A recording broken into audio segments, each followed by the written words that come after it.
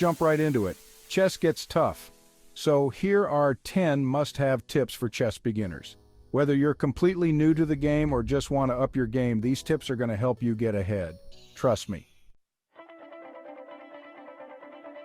All right, tip number 1, and listen carefully because this is huge. Control the center. The center, those 4 squares in the middle, that's your prime real estate. It's the heart of the battlefield. You want to dominate that area. It's where the action happens. Why? Because when your pieces are in the center, they have more mobility. They can move to any part of the board quickly. They have more influence over the whole board. It's like having a commanding view from a hilltop. Think of it like this. You're in the middle of the action, ready to pounce wherever you need to go. You're the king of the hill. Beginners often get so focused on their own pieces, they forget about the board as a whole. They miss the bigger picture, but you're not going to be like that. You're going to be a strategic thinker. You're going to be thinking about every square, especially those center squares. Every move will be calculated. Now, you can't just throw any old piece into the center and call it a day. It requires careful planning. You've got to be strategic about it. Each piece has a role to play. Early on, pawns are your go-to guys for controlling the center. They're your foot soldiers. A pawn in the center is like, hey, this is my turf. It's a statement, it's a bold move. And once you've got some central control, you can start developing your other pieces to support that control.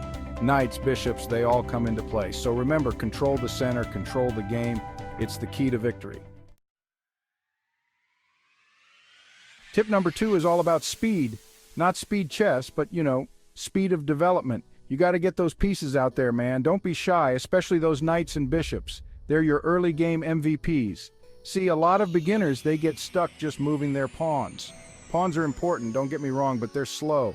You need your knights and bishops to control more space, to put pressure on your opponent. Think of it like this. Your knights, they're like your special forces. They can jump over other pieces, they can control key squares, they can even fork your opponent's pieces. And your bishops, they're your long-range snipers. Getting those pieces out early also helps you get ready for castling, which we'll talk about in a bit. So remember, develop those pieces, control the board, and put your opponent on the defensive. All right, tip number 3, and this one's all about efficiency and smart play. In the opening, you want to avoid moving the same piece twice. This is crucial for maintaining momentum. I know it's tempting to just keep moving that one piece that looks like it's doing well, but trust me, it's a trap. You end up wasting valuable moves. Chess is a team sport. Every piece has its own unique strengths and weaknesses. You got to get all your pieces involved, not just 1 or 2. This creates a balanced and formidable setup.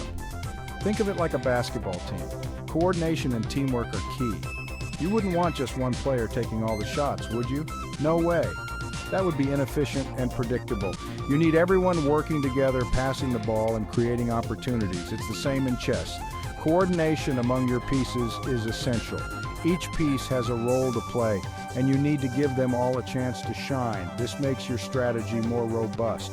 So instead of moving that one knight back and forth, develop your other pieces. This will open up more possibilities. Get your bishops out, get your queen involved, even think about getting those rooks off the back rank. Each piece has its moment to shine. The opening is all about setting up a strong foundation for your game. A well-developed position can lead to a powerful middle game. Get everyone involved and watch your game soar. A coordinated effort leads to a successful strategy. All right, tip number 4 is all about keeping your king safe. And let me tell you, there's no better way to do that than castling early. Seriously, this is one of the most important defensive moves in chess. Castling is a special move that lets you do 2 things at once. You get your king tucked away behind a wall of pawns, and you get your rook developed and ready for action. It's a win-win. But here's the thing. You can't castle just any old time. There are a few rules you gotta follow. First, your king and the rook you want to castle with can't have moved yet. Second, there can't be any pieces between your king and that rook. And finally, your king can't be in check, and it can't move through check. The benefits of castling are huge. Your king will be much safer tucked away behind those pawns. All right, tip number 5 is all about being a good chess parent. And by that I mean you got to protect your pieces. Think of them as your little soldiers on the battlefield. These guys are your babies, and you don't want to just leave them hanging out there for your opponent to snatch up. Every piece has its value and role. One of the biggest mistakes beginners make is that they don't pay attention to their opponent's pieces. They often overlook the threats posed by the opponent. They just focus on their own plans and they forget that their opponent is trying to do the same thing to them. It's a two-way street, folks. So, before you make a move, take a good hard look at the board. Analyze the entire situation, not just your side. Ask yourself, if I move this piece here, is it safe? Will it be protected by other pieces, or is my opponent going to be able to capture it for free? Always think a step ahead. Now, I'm not saying you should never sacrifice a piece. Sacrifices can be powerful tools in the right context. Sometimes sacrificing a piece can be a good idea if it gives you a bigger advantage. It can open up opportunities for a winning strategy. But you should never just give away pieces for free. Each piece is a part of your overall strategy.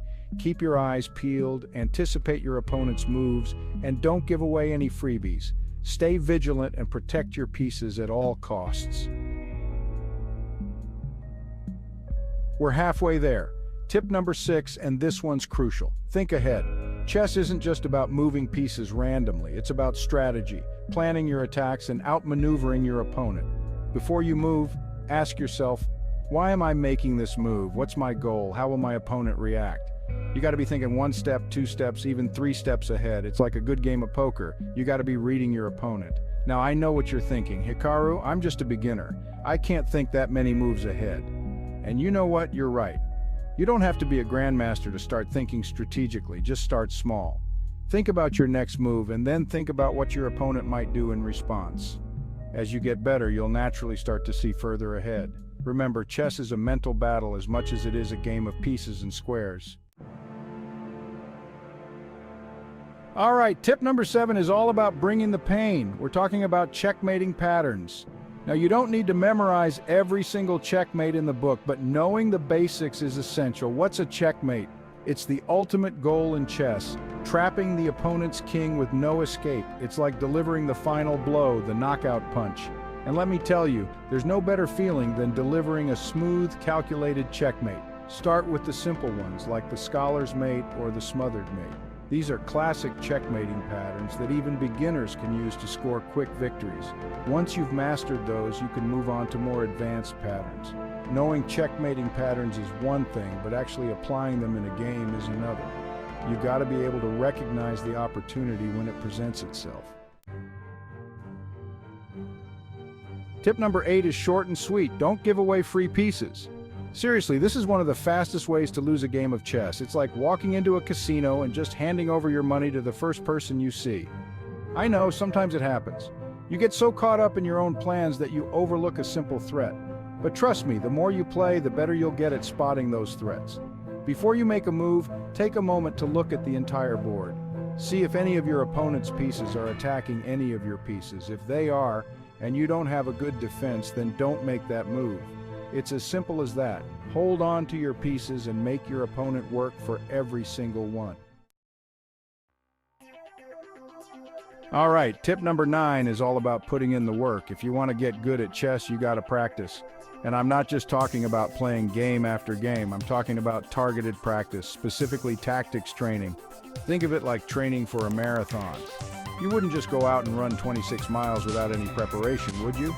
No way. You'd start with shorter distances, build up your endurance, and work on your speed and form. Tactics training is like that. It's about breaking down the game into smaller, more manageable chunks and focusing on specific skills. There are tons of great resources out there, like online tactics trainers, chess books, and even apps on your phone. The key is to be consistent. And finally, tip number 10, the most important one of all, review your games. This is where the real learning happens. It's like having a personal coach go over your every move, pointing out your mistakes and showing you how to improve. Now, I know what you're thinking. Reviewing games, that sounds boring, but trust me, it doesn't have to be. In fact, it can be one of the most rewarding parts of chess.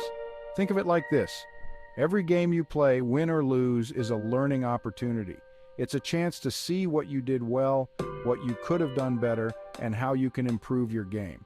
So, how do you actually review a game? Well, the first step is to not be afraid to analyze your losses. Those are the games where you're going to learn the most. Go through the game move by move and try to understand why you made the moves you did. That's it, folks. 10 must-have chess tips for beginners. Remember, chess is a journey, not a sprint. So be patient, be persistent, and most importantly, have fun. If you found these tips helpful, hit that like button and subscribe to our channel for more chess content, and let me know in the comments what you'd like to see next. Until then, keep those brains sharp, and I'll see you on the board.